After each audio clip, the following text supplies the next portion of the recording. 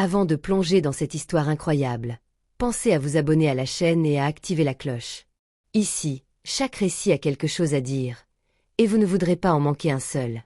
Elle l'a quitté avec 5 enfants 10 ans plus tard, ce qu'il est devenu la laisse sans voix. Austin Miller vivait à Greenville, une petite ville paisible posée entre les collines du Tennessee, là où les routes de gravier croisent les champs de maïs, et où tout le monde connaît le prénom du facteur. Il avait 34 ans, le dos un peu voûté par les années de travail manuel, les mains marquées par les brûlures et les callosités d'un homme qui vivait du feu et du fer. Il travaillait comme soudeur dans un atelier local, une grande structure en tôle près de la voie ferrée, où il passait ses journées à assembler des morceaux de métal, à réparer des châssis rouillés, à écouter la radio qui grésillait entre 2 étincelles. Chaque soir, à 18h pile, il passait la porte de leur modeste maison en bois, posée au bord d'un chemin de terre battue. Une maison sans luxe, mais pleine de vie. Dès qu'il poussait la porte, il était accueilli par le rire d'Elia, le bébé qui tendait les bras depuis sa chaise haute, et par l'odeur rassurante de pain grillé, de soupe chaude et de lessive fraîche qui embaumait les draps étendus dans la buanderie. Maya et Hope dessinaient sur la table de la cuisine, Jordan aidait Caleb à faire ses devoirs, Emily chantonnait parfois en préparant le dîner, un vieux foulard attaché dans ses cheveux châtain clair. Emily, il l'avait rencontrée à l'église du coin, 10 ans plus tôt. Elle était pleine de vie, pleine de rêves aussi. Elle voulait écrire, voyager, voir les grandes villes. Mais l'amour et les enfants étaient arrivés rapidement, et ses rêves s'étaient mis en veille quelque part entre 2 lessives et une boîte de couches. Elle disait que cela lui suffisait. Elle souriait souvent. Et Austin, discret, solide comme un vieux chêne, croyait en cette paix simple qu'ils avaient bâtie ensemble. Mais il n'avait pas vu venir les silences de plus en plus longs, les regards perdus d'Émilie sur la terrasse, les soupirs qu'elle laissait traîner comme des feuilles mortes. Il pensait que c'était la fatigue, que ça passerait. Jusqu'à ce soir doux. Il faisait lourd, l'air moite collait au mur, et les enfants étaient déjà en pyjama. Austin venait de rentrer, les bras encore noirs de suie, quand il la trouvait debout dans le salon. Sa valise était là, posée contre le canapé. Emily ne le regardait pas. Sa voix tremblait. « Je n'en peux plus, Austin. J'étouffe. J'ai perdu qui j'étais. Je veux vivre, pas juste survivre. » Austin ne comprit pas tout de suite. Il s'approcha, lentement, croyant à une mauvaise blague. Mais Emily s'éloigna. Elle n'avait pas de colère dans la voix. Juste une tristesse profonde, abîmée, comme un tissu déchiré qu'on ne recoud plus. « Tu m'aimes, je le sais. Mais je ne me reconnais plus ici. Je ne veux pas finir ma vie en me demandant qui j'aurais pu être. » Il regarda les enfants. Jordan, 12 ans, s'était figé, tenant Elia dans ses bras. Maya avait les larmes aux yeux, sans comprendre pourquoi. Caleb s'était caché sous la table. Austin ne cria pas. Il ne la supplia pas. Ce n'était pas son genre. Il hocha simplement la tête, presque imperceptiblement. Emily sortit, sans un mot de plus. Et la porte se referma doucement. Pas de claquement. Pas de scène. Juste un silence épais, irréel. Austin resta debout quelques secondes, figé, les yeux dans le vide.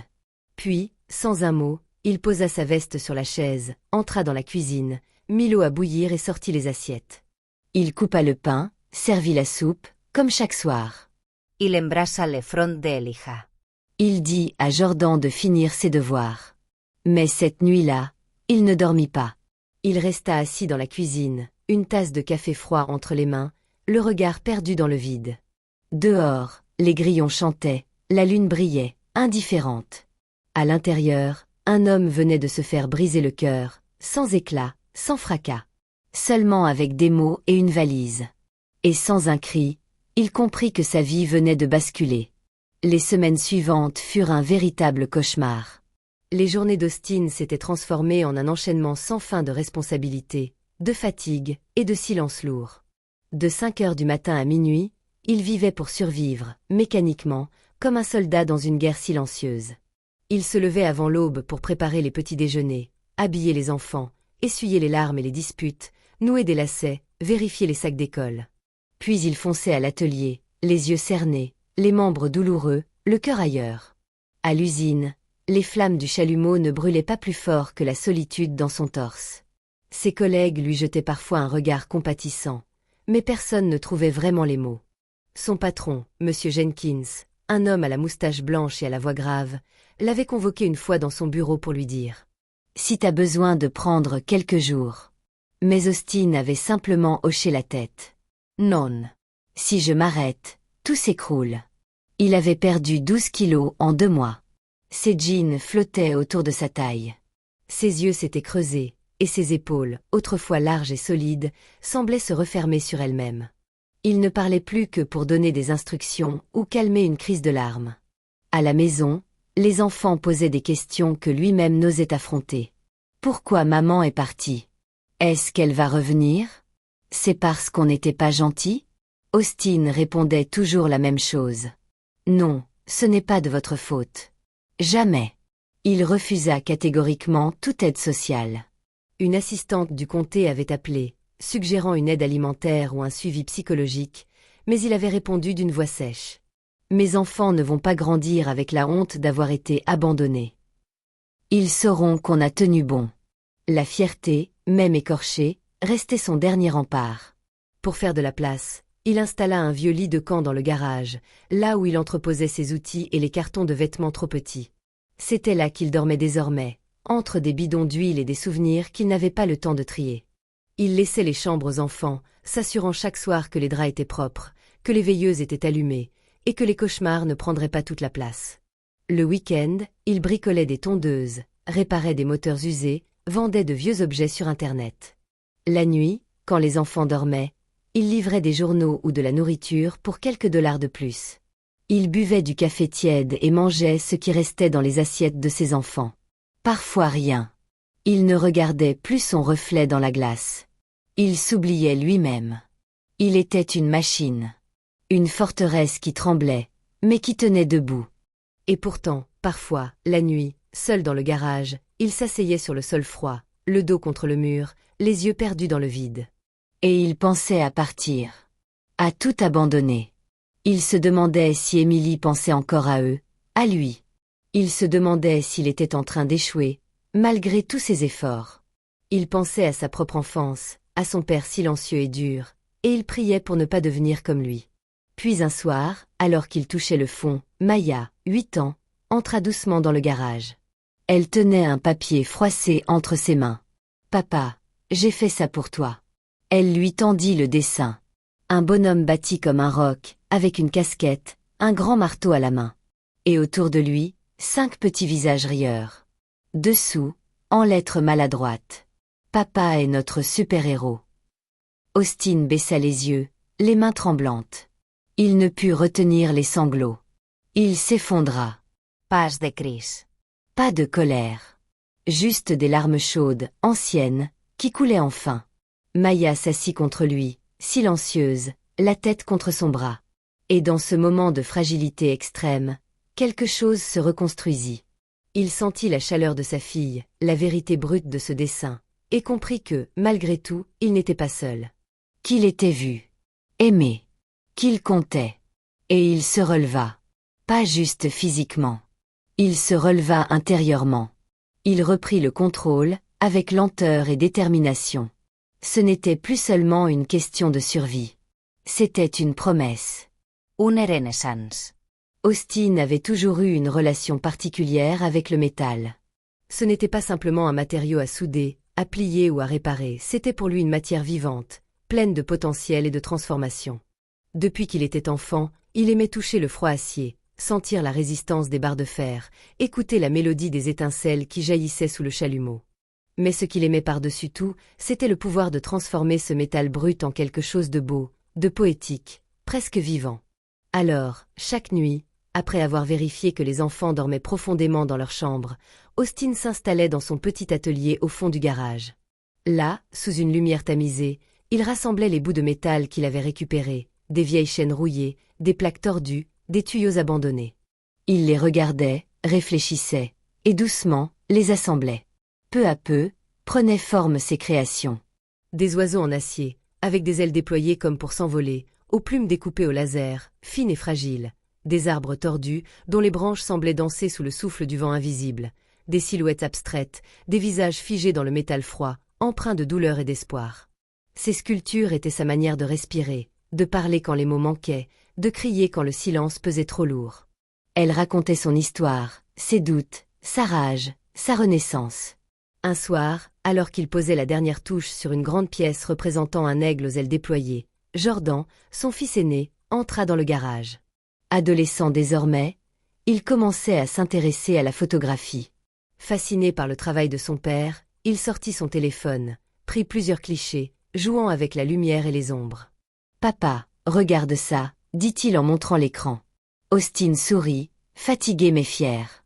Sans trop réfléchir, Jordan posta une photo de l'oiseau en acier sur Instagram, avec un simple message. « Mon père crée de la beauté avec ce que la vie jette. » Quelques heures plus tard, ils furent surpris par les notifications. Les likes affluaient. Les commentaires aussi. Des inconnus du Tennessee, puis d'autres États, louaient le travail d'Austin. En moins d'une semaine, le post était devenu viral. Une galerie d'art à Nashville, curieuse, prit contact. Il voulait exposer ses œuvres. Puis un journaliste local écrivit un article, intitulé « L'artiste de Greenville, le soudeur qui sculpte l'espoir ». Rapidement, des clients de New York et Chicago appelèrent pour commander ses sculptures. En 3 ans, la vie d'Austin Miller avait changé du tout au tout. De l'ombre de son petit atelier dans une maison modeste, il devint un artiste reconnu, admiré pour sa capacité à transformer la douleur en beauté. Il exposa dans des galeries prestigieuses à Chicago, Dallas et même à Berlin, où son travail toucha un public international. Mais ce qui le rendait le plus fier, c'était ce qu'il avait créé ici, à Greenville. Avec l'aide de ses premiers gains, il lança une fondation dédiée à offrir des ateliers de soudure et de création artistique à des jeunes en décrochage scolaire, à ceux qui, comme lui, avaient besoin d'un exutoire, d'un espoir, d'une main tendue. Son atelier devint un sanctuaire, un lieu de feu, de métal et de rêve, où chaque pièce racontait une histoire de résilience. Mais malgré le succès et les voyages, Austin ne quitta jamais Greenville. « Mes racines sont ici », répétait-il souvent à ceux qui l'interrogeaient. « C'est ici que j'ai été brisé, et que je me suis reconstruit. Ce n'est pas juste un endroit sur une carte. C'est le creuset de mon histoire. » Chaque sculpture, chaque atelier, chaque sourire d'un jeune qui l'aidait, était un hommage silencieux à Emily, aux enfants, à la douleur et à la force qui les avait portés. Un matin d'automne, alors que les feuilles dorées tapissaient les trottoirs de Greenville, une silhouette apparut au bout de la rue. Emily. Elle revenait. Elle était méconnaissable. Le visage plus fin, marqué par les années difficiles, les traits tirés, et surtout ses yeux ternes, éteints, qui semblaient porter un poids trop lourd pour une seule personne. Son visage portait la trace d'une bataille silencieuse, celle d'une femme qui avait cherché à se reconstruire loin de tout ce qu'elle connaissait, mais qui avait fini par s'égarer. Emily avait quitté Greenville pour Miami peu après son départ. Elle avait tenté de refaire sa vie, s'était remise en couple avec un homme qu'elle croyait pouvoir lui apporter un nouveau départ. Elle avait même tenté de percer dans le monde impitoyable de la mode, un univers glamour et féroce, mais elle n'y trouva que portes closes et déceptions répétées. Finalement, la solitude l'avait rattrapée, tout comme le regret. Et c'est ce regret qui l'avait ramenée, un matin, devant la maison d'Austin. Mais ce qui l'attendait la dépassait tout ce qu'elle avait pu imaginer. La maison n'était plus ce petit bungalow modeste aux volets délavés qu'elle avait quitté. Elle était devenue un symbole de renaissance. Un grand portail en fer forgé, travaillé avec une finesse artistique, portait une plaque gravée « Miller Art ». L'atelier d'Austin, son sanctuaire, son empire de métal et de feu. Emily resta figée un instant, incapable de croire ce qu'elle voyait. C'était comme si une autre vie s'était tissée sans elle, une vie pleine de réussite qu'elle n'avait pas partagée. C'est Jordan, désormais un homme de 22 ans, qui ouvrit la porte. Son regard était posé, calme, mais chargé d'une force tranquille. Il était devenu ingénieur en mécanique, travaillant aux côtés de son père sur des projets innovants mêlant art et technologie. Sa silhouette portait la maturité de celui qui avait grandi en assumant ses responsabilités. Hope, la douce rêveuse de la famille, était devenue une artiste peintre reconnue localement, exposant ses toiles colorées dans la même galerie où le travail d'Austin avait pris place. Quant à Elia, le plus jeune, il avait trouvé refuge dans la musique, apprenant à jouer du violon avec une grâce surprenante. Emily entra sans un mot, observée par ses enfants qui avaient grandi sans elle.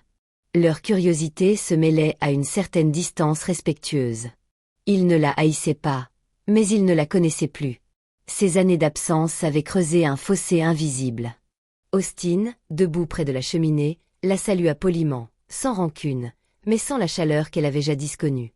Ses mains, rugueuses et marquées par le travail, ne tremblaient pas. Ses yeux, calmes, pesaient chaque mot. Émilie murmura presque, comme pour elle-même. « Je n'arrive pas à croire ce que tu es devenu. Tu étais juste un ouvrier. » Un silence s'installa, lourd mais chargé de sens. Austin la regarda longuement, comme pour sonder ses regrets, ses doutes, sa douleur. Puis il répondit, d'une voix douce mais ferme. « J'étais un père. » Et ça, Émilie, ça suffisait pour devenir tout ça. Elle baissa les yeux, incapable de répondre. Ces mots, simples, venaient frapper là où ça faisait mal. Ce n'était pas sa réussite matérielle, ni sa notoriété, mais la force silencieuse qu'il avait déployée quand elle s'était enfuie. Le lendemain matin, Émilie partit. Elle avait vu ce qu'elle avait perdu. Non pas en quittant Austin, mais en n'ayant pas eu la force de rester.